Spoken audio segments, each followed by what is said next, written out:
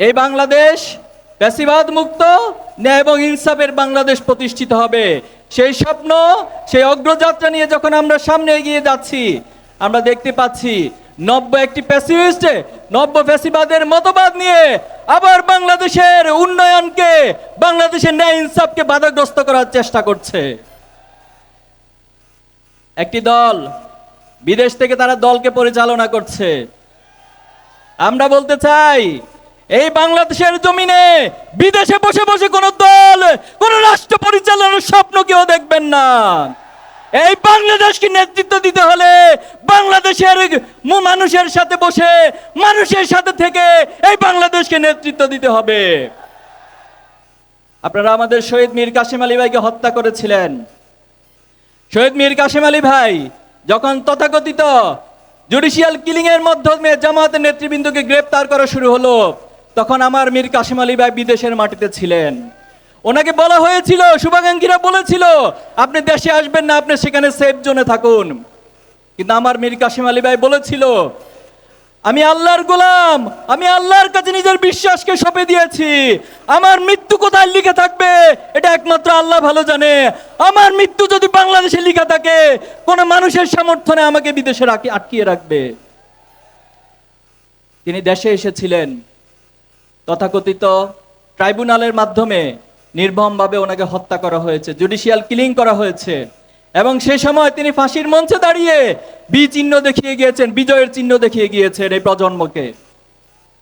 আমরা আমাদের কোরআনের পাখি আল্লামা সাঈদীকে হারিয়েছি, জামায়াতের নেতৃবৃন্দকে হারিয়েছি, বাংলাদেশের আলেম ওলামাদেরকে হারিয়েছি। আমরা এই হারানোর মধ্য দিয়ে আমাদের শোককে শক্তিতে পরিণত করেছিলাম। সেদিন আমরা আমাদের কষ্টগুলোকে বুকে চাপা দিয়ে শক্তি সঞ্চয় করেছিলাম, যার স্ফুলিঙ্গ বাংলাদেশের 18 কোটি মানুষ জুলাইতে দেখেছে, আগামী দিনেও দেখবে ইনশাআল্লাহ। সংগ্রামী উপস্থিতি, একটি দল, আমরা তাদেরকে সম্মান করি, শ্রদ্ধা করি। শহীদ প্রেসিডেন্ট জিয়াউর রহমানের হাতে গড়া দল যে বিএনপি, এখন আর শহীদ জিয়ার যে প্রেসিডেন্টের যে দল, তার যে চিন্তা ছিল, সে আদর্শের বিএনপি এখন আর নাই। খালেদা জিয়ার মতো আপসহীন নেত্রীর যে বিএনপি, সেই বিএনপি আজকে আর নাই।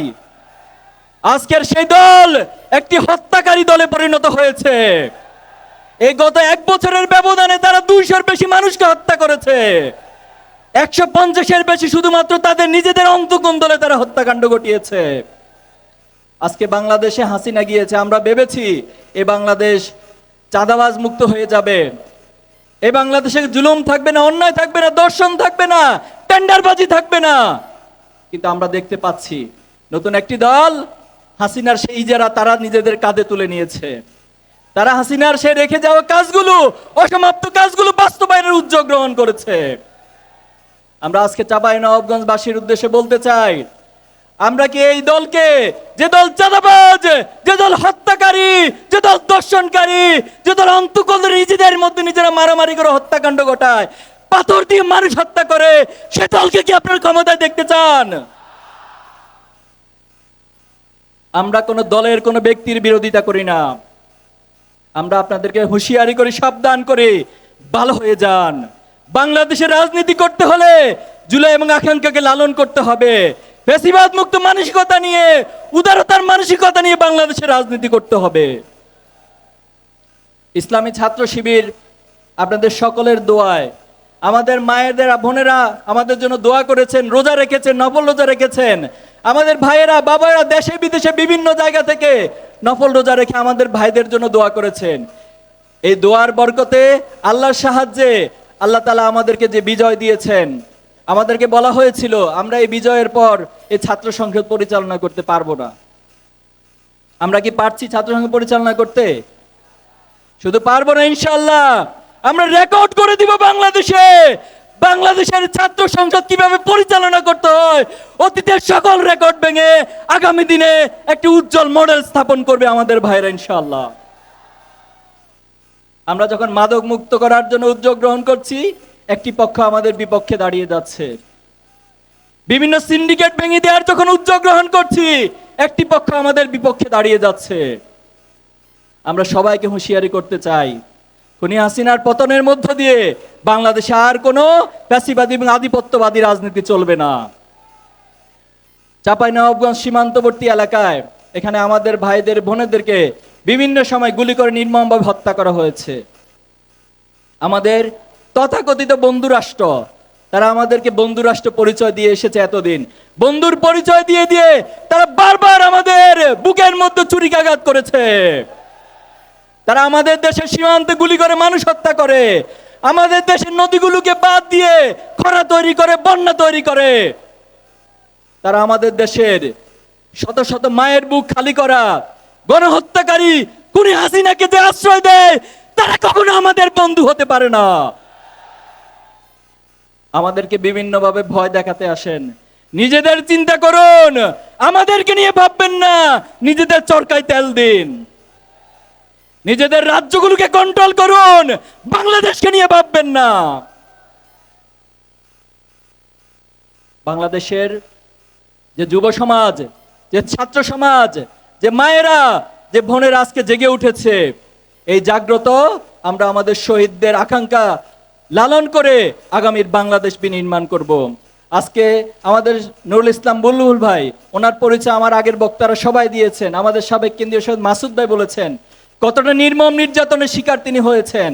একজন জীবন্ত শহীদ হিসেবে তিনি ইসলামী আন্দোলনের জন্য ভূমিকা রেখে যাচ্ছেন। আমি আশা করব আগামী দিনে আপনারা বুলবুল ভাইয়ের জন্য সর্বশক্তি দিয়ে মাঠে নেমে কাজ করে বুলবুল ভাই সহ চাঁপাইনবাবগঞ্জে ন্যায় ইনসাফের প্রতীক দাঁড়িপাল্লাকে বিজয় করবেন ইনশাআল্লাহ। বাংলাদেশের 18 কোটি মানুষ আপনাদের সাথে থাকবে।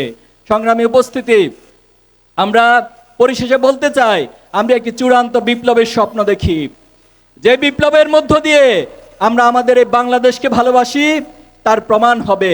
আমরা আমাদের এই বাংলাদেশকে ক্ষুধামুক্ত, দারিদ্র মুক্ত, বেকারত্ব মুক্ত একটি যুব সমাজ গঠন করে এই বাংলাদেশকে গড়তে চাই। এই বাংলাদেশে কোনো বৈষম্য থাকবে না। এই বাংলাদেশের চাকরির জন্য কোনো নেতার পিছনে যুবকদেরকে, বেকারদেরকে ঘুরতে হবে না। বরং প্রত্যেক যুবকের কাছে, প্রত্যেক যোগ্য ব্যক্তির কাছে যারা নেতা থাকবেন, তারা তাদের দায়িত্ব, তাদের কর্তব্য পালন করবেন, তাদের কাছে তাদের হকগুলোকে পৌঁছে দিবেন। ন্যায় বিচারের জন্য আপনাদেরকে আদালতে আদালত ঘুরতে হবে না। কোনো বিচারক, কোনো আইনজীবীর পিছনে আপনাকে ঘুরতে হবে না। বরং ন্যায় বিচার এসে আপনার দরজায় এসে ন্যায় বিচার প্রতিষ্ঠিত হবে। আমরা এমন একটি বাংলাদেশের স্বপ্ন দেখছি। অন্যায়ের বিরুদ্ধে কথা বলেছিল, সরকারের অন্যায়ের বিরুদ্ধে যারা অবস্থান গ্রহণ করেছিল, তাদেরকে গুম খুনের মাধ্যমে খুনি হাসিনা হত্যা করেছিল, গুম করেছিল, নির্যাতন করেছিল। কিন্তু সেই নির্যাতনের ধারাবাহিকতায় এই প্রজন্মের মধ্যে একটি জাগরণ তৈরি হয়েছিল। সেই জাগরণের প্রেক্ষিতে 2024-এর জুলাই এবং আগস্টে শুধুমাত্র ছাত্ররা নয়, ছাত্রদের পাশাপাশি আপামর ছাত্র জনতা, বাংলাদেশের সকল শ্রেণী পেশার মানুষ আবাবিল পাখির মতো খুনি হাসিনার ফ্যাসিবাদের বিরুদ্ধে দাঁড়িয়েছিল। আমরা দেখেছিলাম যখন ছাত্ররা আক্রান্ত হয়েছিল, ছাত্রদের অভিভাবক শিক্ষকরা মাঠে নেমেছিল। যখন আমাদের ভাইয়েরা আক্রান্ত হয়েছিল, আমাদের বোনেরা তখন ভাইদের পাশে এসে দাঁড়িয়েছিল। যখন সন্তানরা আক্রান্ত হয়েছিল, তখন পিতারা, আমাদের মায়েরা তখন তাদের সাথে রাজপথে নেমে এসেছিল। সম্মিলিত সেই প্রয়াসের মধ্য দিয়ে খুনি হাসিনার পতন হয়েছে এবং খুনি হাসিনা তার পার্শ্ববর্তী রাষ্ট্রে পালিয়ে যেতে বাধ্য হয়েছে।